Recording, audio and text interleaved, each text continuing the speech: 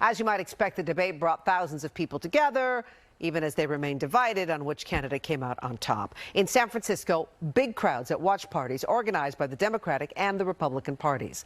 NBC Barry's Terry McSweeney got an earful from both sides. Spirits and voices were high at the San Francisco Democratic Party headquarters on Market and 5th Streets tonight.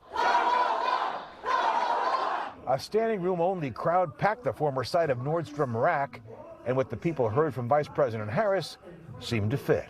I just really like to hear what people want to do, okay? And I really think that Kamala Harris did a really good job laying out what it is that she sees her vision is for this country. She offered hope, and that's what we need.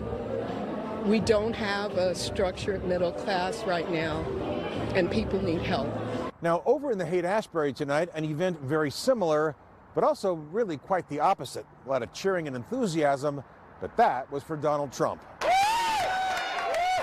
The Republican-sponsored party at the Mad Dog in the Fog Bar and Grill was much smaller in size, and that makes sense considering there are 9 registered Democrats in San Francisco for every 1 Republican. We had a decline in registration for decades, many decades, 6 decades. But about 5 years ago, we stopped that, and we've actually grown 20%.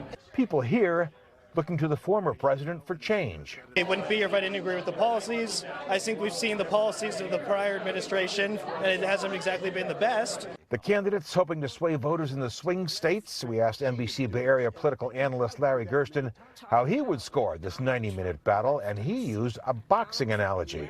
You had 2 different kinds of boxers. You had one who was a street fighter out there, and he was throwing everything he could. Unusual things, different punches, hoping something's going to stick. And he had a professional boxer who was strategic and landed her punches, not nearly as many as he threw, but landed them much more successfully. This election could hinge on the winner of this debate because as of right now, there are no more debates scheduled.